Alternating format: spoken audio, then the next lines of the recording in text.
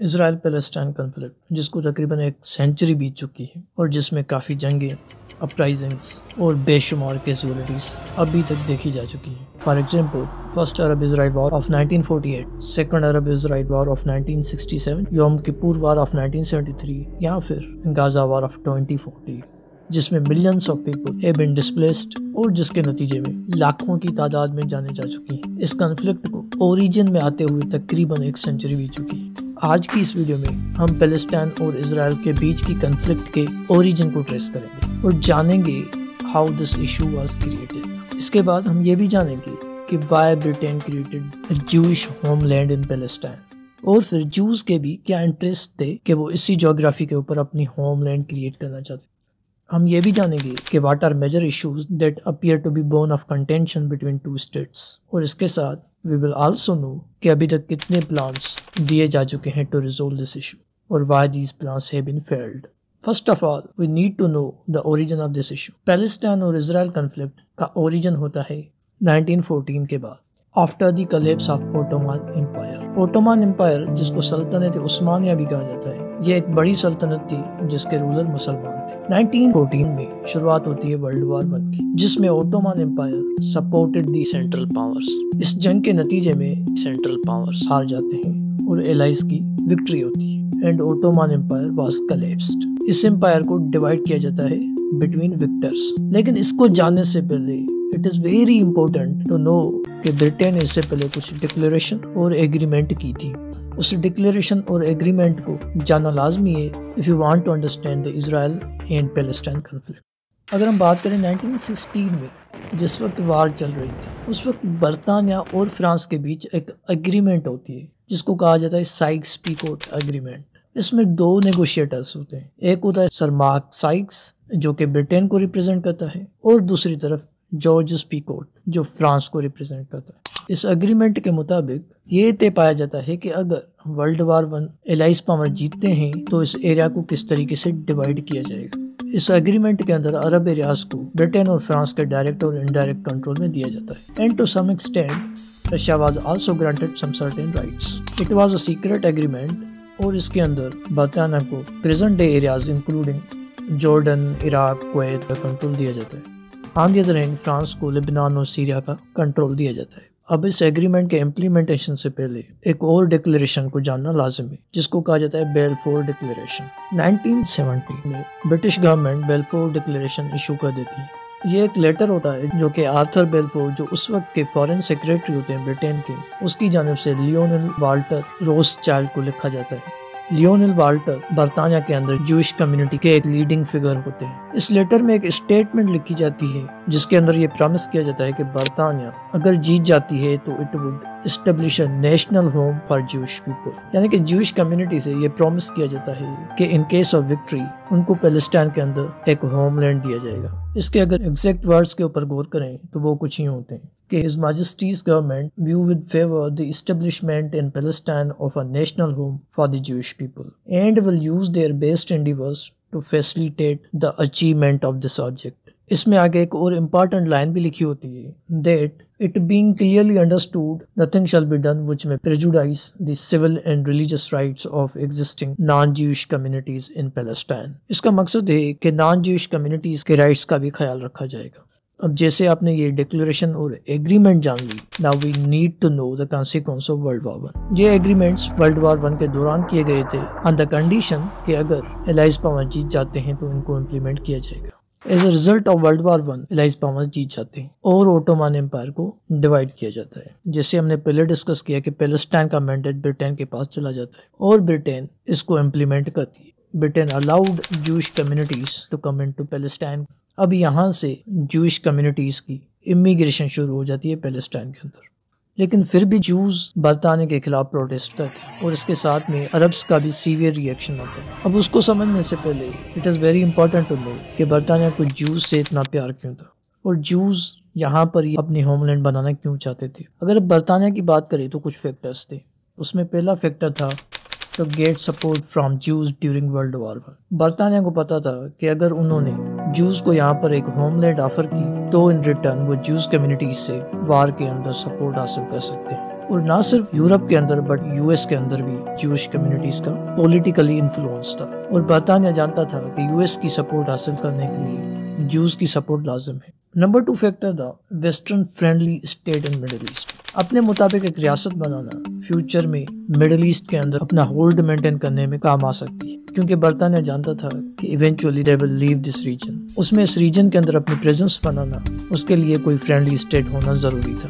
On the side of Jews سب سے پہلا factor تھا زائونزم ان یورپ۔ زائونزم ایک موومنٹ تھی جو کہ جوز کی جانب سے شروع کی گئی تھی، جس کا مطلب تھا جوز کے لیے ایک سیپریٹ ہوم لینڈ بنانا۔ اس موومنٹ کو جنم آسٹرو ہنگیرین کے ایک جرنلسٹ جس کا نام تھیوڈور ہازل تھا، جو کہ ایک پولیٹیکل ایکٹیوسٹ بھی تھا، اس نے ایک پیمفلٹ پبلش کیا ان 1896 جس کا ٹائٹل تھا دی جوئش اسٹیٹ۔ اس کا مطلب تھا کہ جوز لوگوں کے لیے ایک سیپریٹ ہوم لینڈ بنائی جائے پیلسٹائن کے۔ اب اس جگہ کا انتخاب کیوں کیا گیا اور زائونزم نے یورپ کے اندر کیوں جنم لیا تھا؟ اس وقت جوز کو یورپ اور دنیا کے اندر بہت برے طریقے سے پروسیکیوٹ کیا جا رہا تھا، اور ان کو کسی ہوم لینڈ کی ضرورت تھی جو کہ سیکیور اینڈ سیف ہوتا۔ فار ایگزامپل ہٹلر نے تو ہولوکاسٹ شروع کیا تھا، جس میں 60 لاکھ جوز مارے گئے۔ جوز کی بہت بری حالت تھی، ایسے میں وہ چاہتے تھے کہ کوئی secure and safe homeland ان کے لیے بنائی جائے۔ تو یہ آئیڈیا بہت فیسینیٹنگ تھا اور ساری جوز کمیونٹیز کو فیسینیٹ کیا، اور ایک کلیکٹیو موومنٹ چلی جس کو زائونزم کہا جاتا ہے۔ لیکن کوشچن یہاں پر یہ آتا ہے کہ پیلسٹائن کو ہی کیوں چنا گیا؟ اس کا جواب ہے کہ Palestine was believed to be ancestral homeland for Jews۔ وہ اس کو اپنی آبائی جگہ مانتے تھے، کیونکہ تقریباً 2000 سال پہلے وہاں پر جوز کمیونٹی رہتی تھی، لیکن ان کو وہاں سے نکالا گیا تھا۔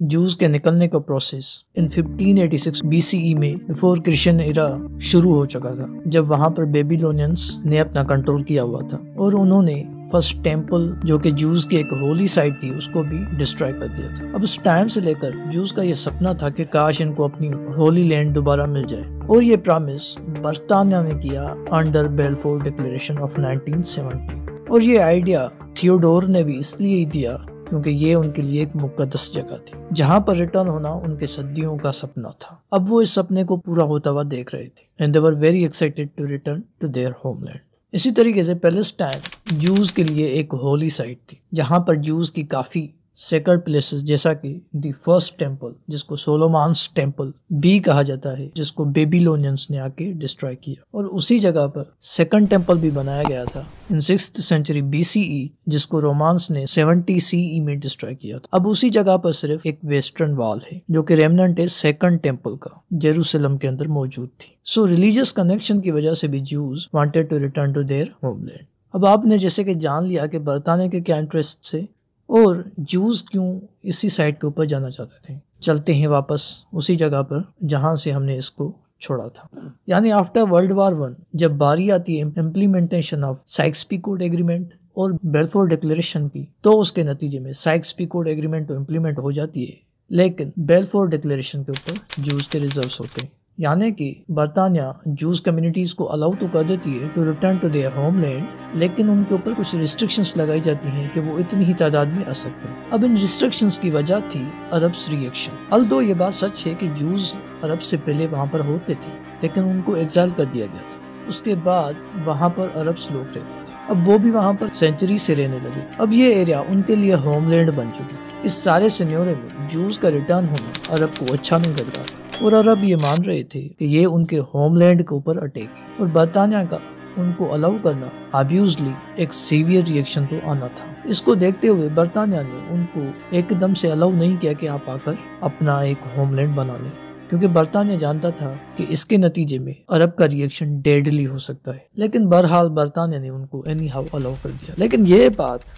جوز کو اچھی نہیں لگ رہی تھی، اور انہی ریسٹرکشنز کو جوز نے تو بیلفور ڈکلیریشن کی ہی وائولیشن مانی۔ نتیجتاً جوز نے برٹش لوگوں کے اوپر اٹیک کرنا شروع کر دیا، and the famous attack was the bombing of King Davis Hotel in Jerusalem in 1946 جس کے اندر 91 لوگ مارے جا چکے تھے۔ اب اس سارے سینیورے میں برطانیہ پھنس چکی تھی۔ On the one side Arabs کا ری ایکشن تھا، on the other side Jews communities بھی اس کے اوپر اٹیک کرنے لگی تھی۔ ان ایڈیشن جوز اور عربس کے بیچ میں بھی وائلنس اسٹارٹ ہو چکا تھا۔ اس کی وجہ سے اور کافی ادر فیکٹرز کی وجہ سے برطانیہ اس ایریا کو چھوڑنا چاہتا۔ ایک وجہ تو یہ تھی کہ وہاں پر برطانیہ کو ایک سیویئر ریئیکشن کا سامنا تھا۔ اس کے علاوہ دوسرے فیکٹرز جیسا کہ emergence of world war 2۔ World war 2 کے بعد برطانیہ کی اکانومی برے طریقے سے افیکٹ ہوئی اور برطانیہ اب اس ریجن کے اندر اپنی پریزنس مینٹین نہیں کر پا رہی تھی۔ صرف یہاں ہی نہیں، برطانیہ اس وقت انڈین سب کانٹیننٹ کو چھوڑنے کا بھی سوچ رہی تھی۔ اس کے ساتھ برطانیہ پوسٹ ورلڈ وار 2 برٹین کے اوپر فوکس کرنا چاہتی تھی، یعنی وہ اپنے کنٹری کے اوپر فوکس کر کے اس کو ڈیولپ کرنا چاہتی تھی۔ So it was very important for Britain to leave this region. اس ساری سچویشن کو دیکھتے ہوئے برطانیہ نے مڈل ایسٹ کو چھوڑنے کا فیصلہ کیا اور پیلسٹائن کو UN کے حوالے کر دیا کہ اب UN اس کا کوئی سلوشن نکالے۔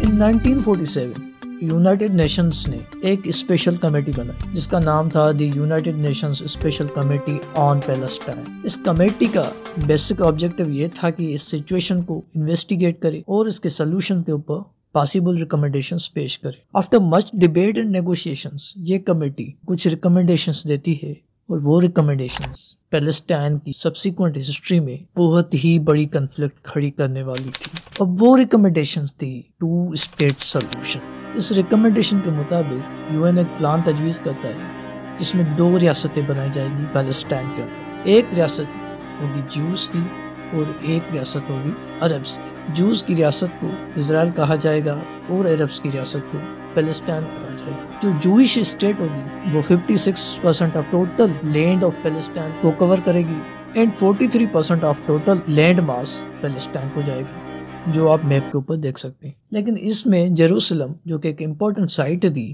جس کو ہم آگے ڈسکس کریں گے ان ڈیٹیل، وہ UN کے کنٹرول میں رہے گا، یعنی UN خود اس کو ایڈمنسٹر کرے گا۔ وہ نہ تو پیلسٹائن کے پاس جائے گا نہ ہی اسرائیل کے پاس۔ اب یہ پلان تجویز کیا جاتا ہے لیکن اس کا ریئیکشن کیا ہوگا؟ Obviously that was accepted by Jewish people، کیونکہ ان کو تو ریاست چاہیے تھی، وہ ان کا ڈریم تھا، and that was warmly welcomed by Jewish people۔ لیکن عرب پیپل جو کہ جوز کی امیگریشن اپنے ہوم لینڈ کے اوپر ایک اٹیک مان رہے تھے، وہ کس طریقے سے قبول کر سکتے تھے کہ اس کی ریاست کے اندر ایک اور ریاست بنائی جائے؟ وہ اس پلان کو ہی ریجیکٹ کر دیتے ہیں۔ یہ پلان امپلیمنٹ تو نہیں ہوتا لیکن اس کے نتیجے میں ایک وار ایرپٹ ہوتی ہے جس کو کہا جاتا ہے the first Arab Israel war of 1948۔ اس وار میں سارے عرب ممالک اسرائیل کے اوپر اٹیک کر دیتے ہیں، لیکن شاکنگ اس میں یہ تھا کہ یہ وار عرب اسٹیٹس ہار جاتی اور اس وار کے کانسیکوینسز بہت برے نکلتے ہیں۔ اس وار کے نتیجے میں پہلا ڈیٹریمنٹل کانسیکوینس ہوتا ہے ایکسوڈس آف پیلسٹینینز۔ لاکھوں کی تعداد میں پیلسٹینین عربس ڈسپلیس ہوتے ہیں کیونکہ یہ وار اسرائیل جیت چکا تھا اور پیلسٹینینز کو بھاگنا پڑتا ہے، وہ اپنی نیبرنگ کنٹریز کے اندر بھاگ جاتے ہیں اور یہ ایک بہت بڑا ریفیوجی پرابلم کریٹ کرتا ہے جس کو ہم آنے والی ہسٹری کے اندر دیکھیں گے۔ اینڈ پولیٹیکلی سب سے امپورٹنٹ اور بہت بڑا امپیکٹ تھا establishment of the state of Israel in 1948۔ UN plan کے مطابق صرف ریکمنڈیشن دی گئی تھی، لیکن اب آفیشلی اسرائیل انڈیپینڈنس ڈکلیئر کر دیتا ہے، اور اتنا ہی نہیں، it was recognized by many other states, یعنی کافی اور اسٹیٹس اسرائیل کو ایک ریاست کے طور پر تسلیم کرتے ہیں، وہ اسرائیل جو اس سے پہلے اس میپ کے اوپر تھا ہی نہیں۔ اور یہ زائونسٹ ایفرٹس میں ایک بہت بڑی جیت دیکھی جاتی ہے، اور اس سے شاکنگ بات یہ تھی کہ اب اسرائیل وہ ٹیریٹریز آکیوپائی کرتا ہے جو کہ UN کے پلان کے مطابق دی گئی ٹیریٹریز سے کافی زیادہ ہوتی ہے۔ اس کے نتیجے میں اسرائیل تقریباً 78% آف ٹیریٹری کنٹرول کرتا ہے، and you know that as per UN plan 56% of territory was given to Israel۔ اس کے نتیجے میں ویسٹ بینک کو جارڈن کنٹرول کر دیتا ہے، Gaza strip was came under the control of Egypt۔ لیکن اسرائیل کی بہرحال یہ بہت بڑی وکٹری ہوتی ہے، یہاں تک ایک ریاست بن جاتی ہے جس کو دی اسٹیٹ آف اسرائیل کہا جاتا ہے۔ اس پارٹ کے لیے اتنا ہی، نیکسٹ پارٹ میں ہم اس سے آگے والی ہسٹری کو ڈسکس کریں گے۔